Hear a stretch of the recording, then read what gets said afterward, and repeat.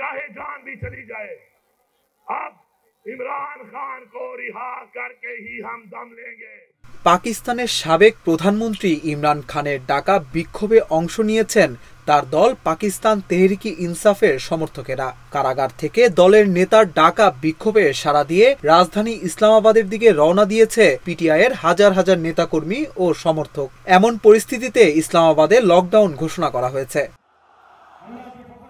পাকিস্তানি সংবাদ মাধ্যম জিও নিউজ জানায়, পিটিআই সমর্থকদের ঠেকাতে ইসলামাবাদে ব্যাপক প্রস্তুতি নিয়েছে আইন শৃঙ্খলা রক্ষাকারী বাহিনী। রাজধানী ইসলামাবাদ জুড়ে লকডাউন জারি করা হয়েছে। পিটিআই সমর্থকদের ঠেকাতে রাজধানীর সব প্রবেশপথ বন্ধ করে দেওয়া হয়েছে।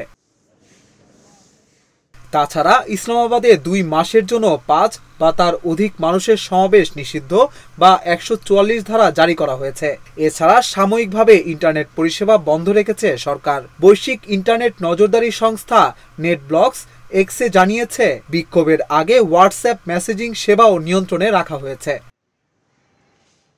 পিটিআই নেতা ও খাইবার পাখতুনখাওয়ার মুখ্যমন্ত্রী আলী আমিন গান্দাপুরের নেতৃত্বে সমর্থকেরা রাজধানীর দিকে রওনা হয়েছেন। তাদের বহরে টিয়ার শেল নিক্ষেপ করেছে পুলিশ।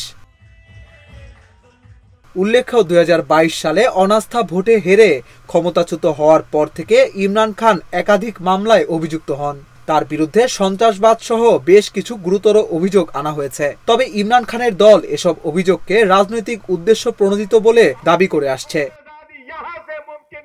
2023 সালের মে মাসে ইমরান খানকে গ্রেপ্তার করা হয়। এরপর 1 বছরের বেশি সময় ধরে কারাগারে রয়েছেন ইমরান। তার বিরুদ্ধে 150টির বেশি ফৌজদারি মামলা রয়েছে। পিটিআইয়ের দাবি, মামলাগুলো রাজনৈতিক উদ্দেশ্য প্রণোদিত।